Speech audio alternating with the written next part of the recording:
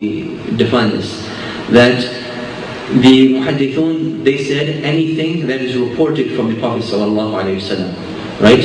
And the scholars of usul al-fiqh is anything that is established from the Prophet ﷺ, from statement or action, or taqreer, or meaning iqrar, meaning from acceptance.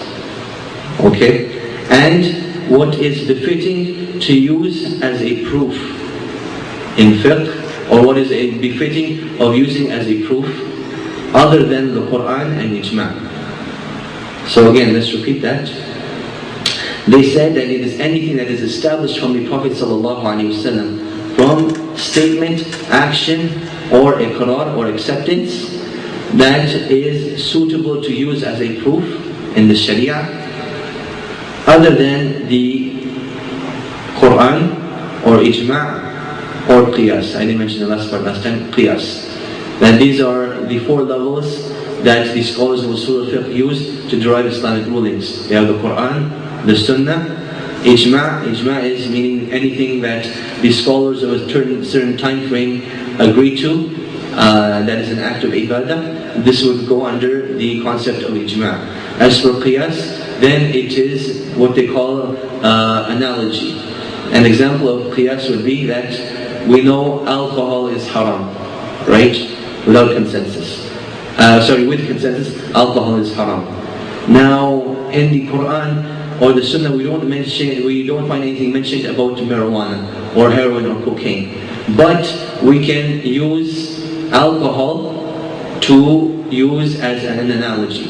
And the reason behind this is that the effects of alcohol are very similar to the effects of marijuana or cocaine, meaning that they delude us and we lose consciousness and we are unable to think straight or properly.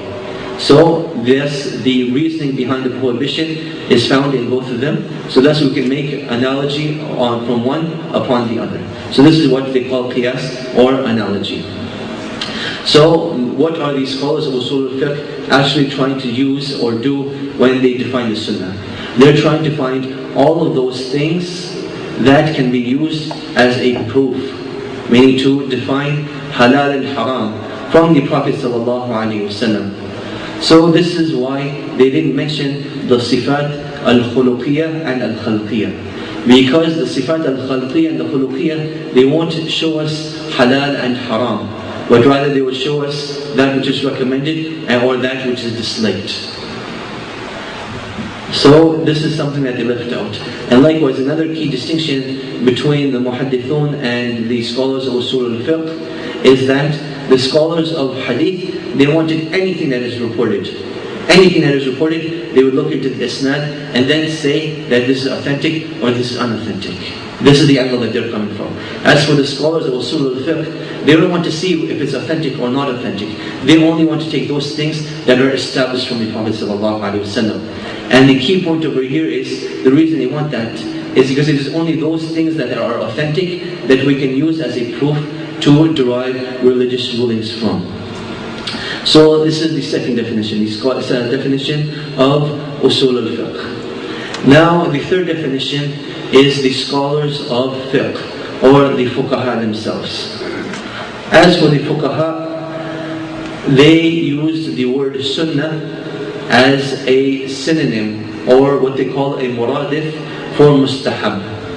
Now as we know that the ahkam of taklif in the sharia, or the levels of responsibility that a person is ordered with in the sharia, are 5. You have that which is wajib, which is the highest level.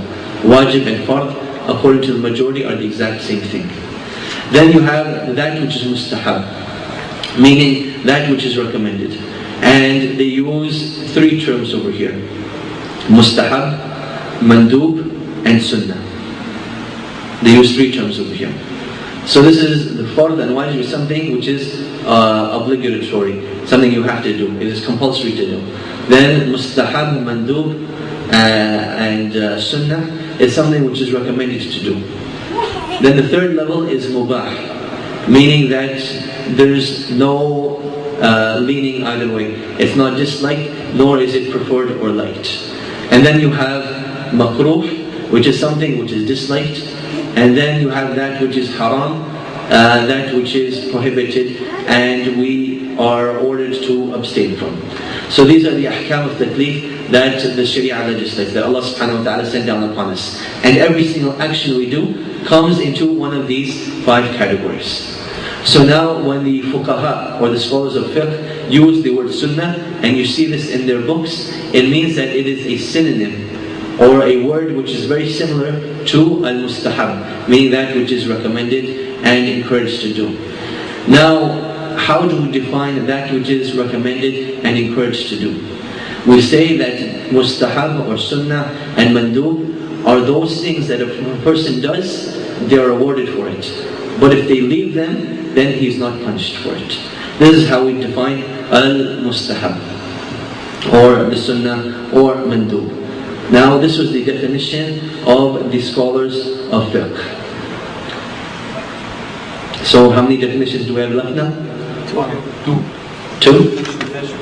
For sunnah? Yeah, how many definitions do we have left? 1. We have 1 definition left, which is who? Aqidah. The scholars of Aqidah. Usuliyin wal-Aqid. لا أخذنا الأصوليين. We took the first. We mentioned muhaddithin, then usuliyin, because their definitions were very similar, so we took them together.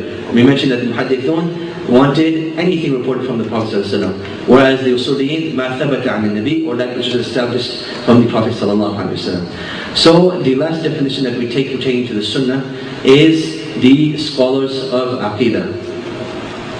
Now the scholars of Aqidah used the word Sunnah as anything that the Sharia came to prove, meaning that anything that has a religious ruling to it, or I can't think of the exact term in English, but anything that Islam approves of, meaning that Islam has given a hukm on, Allah subhanahu wa ta'ala has given a religious ruling on, then they call this Sunnah. And we will take an example of this. If you look into history, some of the first books that came into al-Islam were written by the early scholars. They called it as-Sunnah, or Usul as-Sunnah, or Tajreed as-Sunnah. And what they meant by this was anything that the companions of the Prophet ﷺ or the students agreed upon, which the people used to do frequently, they would call as-Sunnah. Meaning that to believe that Allah subhanahu wa ta'ala is above His throne, they would call it as-Sunnah. Because it is a form of belief that the Sharia legislates. And to wipe over the khuf or over the socks is from the Sunnah. Because we see that the text of the Sunnah indicate this. And the differentiating point of the scholars of Aqidah is that when they use the term Sunnah, they use as an antonym for it al-bid'ah. So if you hear someone say al-bid'ah, know that he's coming from an Aqidah perspective. So the Sunnah is that which is established in the deen of Islam, and al-bid'ah is anything that a person does that has no basis in the Sharia. Now one thing to keep in mind, that the terms Sunnah and bid'ah can only be in terms of ibadah. That in terms of mu'amalat and in terms of daily lives, there is no concept of bid'ah and Sunnah. Well, let's rephrase that. There's no concept of bid'ah. There is Sunnah. The way we dress ourselves, the way we take care of ourselves, there is Sunnah in that aspect. But there is no such thing as bid'ah. Meaning that if a person wants to wear a blue shirt and he wants to wear a green shirt, there is nothing wrong with that. Or if a person wants to ride a horse, a person wants to ride a camel, wants to ride a car, except in our times or in our location, there's no problem with that. Anywhere else in the world, it's fine. So this is what they mean. That al-bid'ah is in acts of worship to Allah subhanahu wa ta'ala, and seeking closeness to Allah subhanahu wa ta'ala, in practicing al-Islam. This is the only place that al-bid'ah takes place. Al-bid'ah does not take place in actions pertaining to our daily lives. So that is something to keep in mind. And that having been said, we have taken the definitions pertaining to Sunnah, and we will just go over them briefly to make sure that there's no discrepancies or misunderstandings. That we mentioned Sunnah in the language, it means a path or a way that we tread. And this can be something praiseworthy or something unpraiseworthy. Then in the istilah or the conventional meaning, it depends which angle we're looking at it from. If we're looking at it and an example at the